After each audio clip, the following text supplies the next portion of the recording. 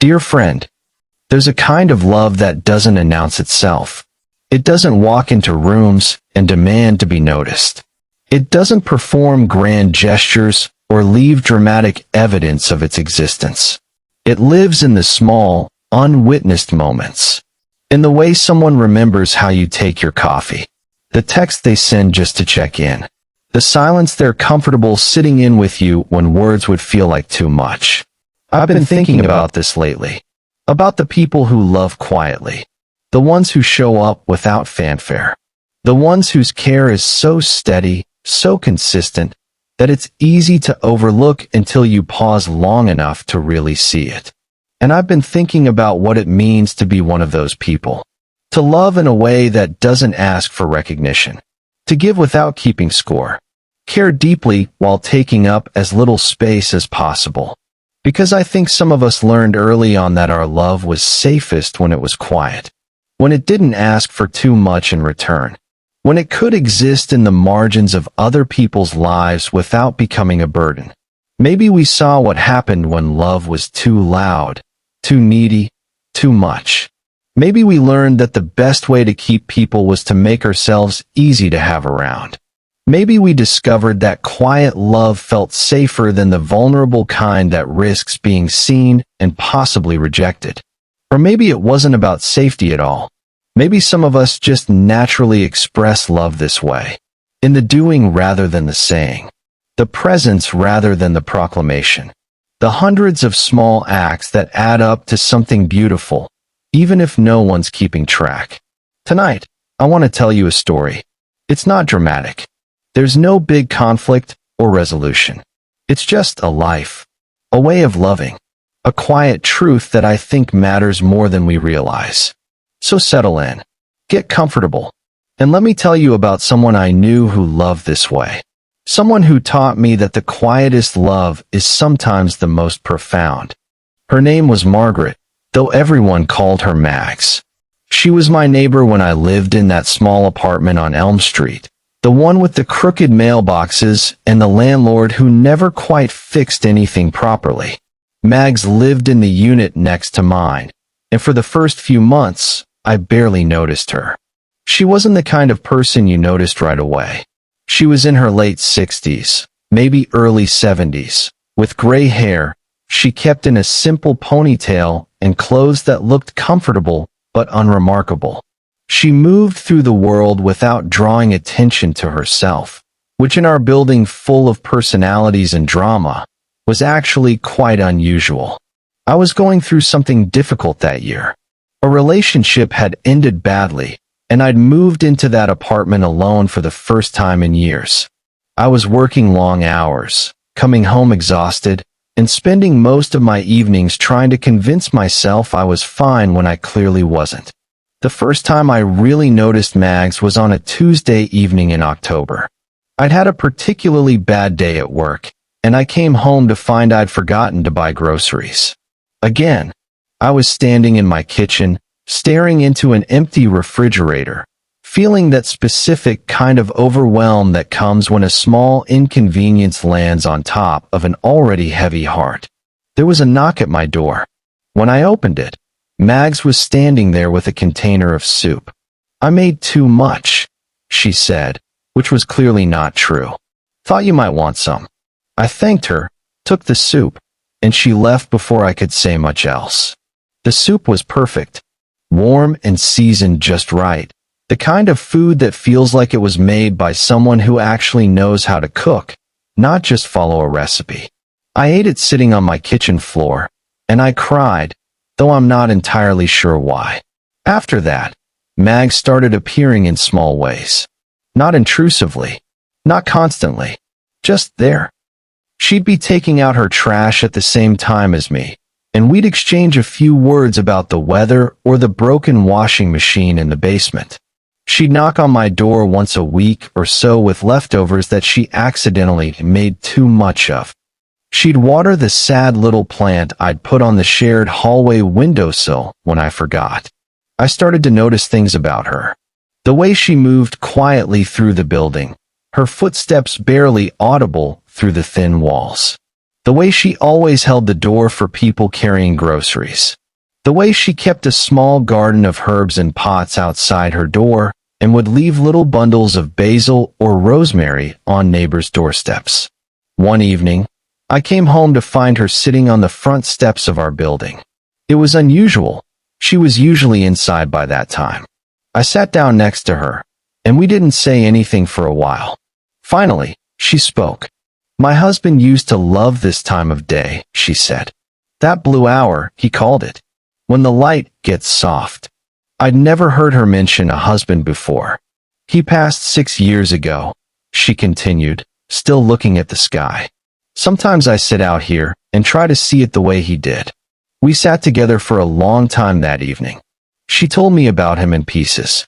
Not the big moments, not the wedding or the major milestones, but the small things. How he'd always make her coffee in the morning and bring it to her in bed. How he'd leave notes in her lunch when she went to work. How he'd hold her hand while they watched television, his thumb tracing small circles on her skin. "People think love has to be big to matter," she said. "But the truth is, it's the small things that hold you together. Anyone can be there for the big moments. It's the ordinary days that tell you who someone really is." After that conversation, I started paying more attention, not just to Mags, but to the way love showed up in my life. The friend who texted me every morning with a simple "thinking of you." The coworker who always saved me a seat in meetings. The barista who remembered my order and would sometimes draw a little smiley face on my cup. And I started noticing Mags more carefully. She had a routine. Every Thursday afternoon, she'd take the bus downtown. I asked her about it once, casually, and she said she volunteered at a literacy center, helping adults learn to read. She'd been doing it for 15 years. "Don't you ever want recognition for that?" I asked her once. "Like, that's an incredible thing to do, and I bet most people don't even know." She looked at me with this gentle smile. "Why would I need recognition? The people I help know. That's enough." There was a young single mother in our building, Jessica, who lived on the 3rd floor with her 4-year-old son. I noticed that Mags would sometimes babysit for her, just an hour here or there, so Jessica could go to appointments or run errands without dragging a tired preschooler along. Jessica told me once, in the laundry room, "I don't know what I'd do without Mags. She never makes me feel like I'm asking for too much. She just shows up." And that was the thing about Mags. She just showed up. Not in loud ways. Not in ways that made her the center of attention, but consistently, reliably, with a steadiness that felt like solid ground in a world that often felt unstable. I lived in that building for 2 more years, and in that time, Mags became something like family to me. Not in a dramatic way. We didn't have deep, intense conversations every week. We didn't share all our secrets or become each other's emergency contacts. But she was there. When I got promoted at work, she left a card under my door with a simple "proud of you" written inside. When I got the flu and was too sick to leave my apartment, she left soup and crackers outside my door every day until I recovered. When my mother died and I had to fly home for the funeral, she offered to water my plants and collect my mail. And when I came back, exhausted and hollowed out with grief, she was sitting on those front steps again, and she made space for me to sit beside her without asking any questions I wasn't ready to answer. The last time I saw Mags was the day I moved out. I'd gotten a job in another city, and I was loading boxes into a moving truck. She came outside and handed me a small package wrapped in brown paper. "For the road," she said.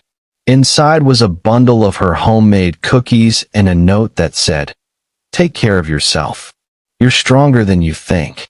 And remember, love doesn't have to be loud to be real." I hugged her, and she felt small and solid in my arms, and I realized I'd never told her how much she meant to me. How her quiet presence had carried me through one of the hardest years of my life. How her soup and her steady kindness and her simple way of showing up had taught me something about love that I'd never understood before. I tried to say it, but the words came out clumsy and insufficient. She just smiled and patted my arm. "I know," she said. "I know." And I think she did. I think about Mags sometimes, especially when I'm tempted to believe that love only counts when it's visible, when it's celebrated, when it's acknowledged and praised and recognized by the world.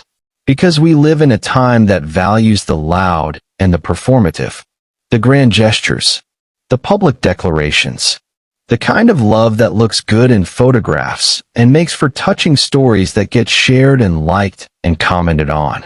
And there's nothing wrong with that kind of love. It's beautiful too.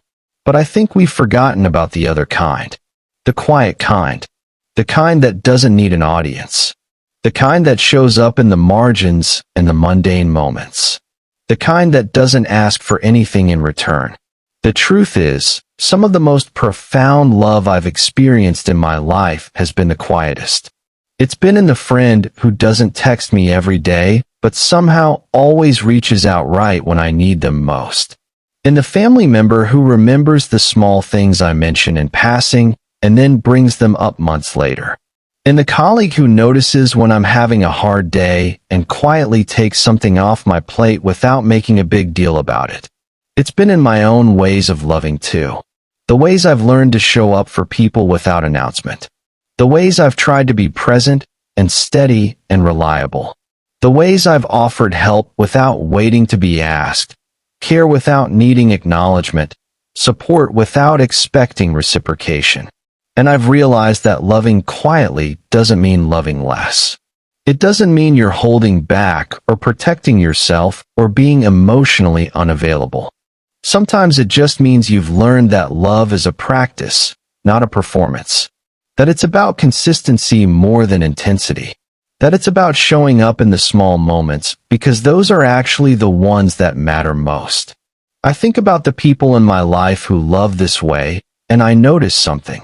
They're usually the most secure in themselves. They don't need their love to be validated externally because they know its worth. They don't need to prove their care because they're confident in their actions. They don't need recognition because the act of loving is enough. And maybe that's what Mags understood that I was still learning. That love doesn't diminish when it's given freely and quietly. It doesn't lose value when it's not performed for an audience. If anything, it becomes more pure, more genuine, more about the other person and less about how the love reflects on you. There's something deeply generous about loving quietly. It's a gift that asks for nothing in return. It's care that doesn't keep score. It's presence that doesn't demand reciprocation. But I also think it's important to say this. If you love quietly, you're allowed to want to be seen too. Just because you don't love loudly doesn't mean you don't deserve acknowledgement. Just because you show up consistently doesn't mean you're not allowed to need someone to show up for you. Just because you're comfortable in the background doesn't mean you should always have to stay there. There's a difference between loving quietly because that's your nature and loving quietly because you've learned that's the only way to be safe. Between choosing to be steady and consistent and feeling like you have to be invisible to be lovable. And I think about this sometimes. About whether my own quiet love is a choice or a defense mechanism. Whether I show up in small, consistent ways because that's genuinely how I express care, or because I learned somewhere along the way that taking up space was dangerous. That asking for what I needed was selfish. That the safest way to love was to make myself easy, undemanding, forgettable. The truth is probably somewhere in between. A mix of genuine preference and learned behavior. And maybe that's okay. Maybe the work isn't to completely change how we love, but to make sure we're doing it from a place of wholeness rather than woundedness. From choice rather than fear. Because quiet love is beautiful. It's valuable. It's necessary. But so are you. And the people who truly see you, truly appreciate you. They'll notice the quiet ways you show up. They'll value the consistency even when it's not flashy. They'll recognize that your steady presence is a gift, not something to be taken for granted. And if they don't, if your quiet love goes unnoticed, unappreciated, unseen, that doesn't mean it wasn't real or worthwhile. It just means you were offering something precious to someone who wasn't paying attention. And that says more about them than it does about you or the value of what you were giving.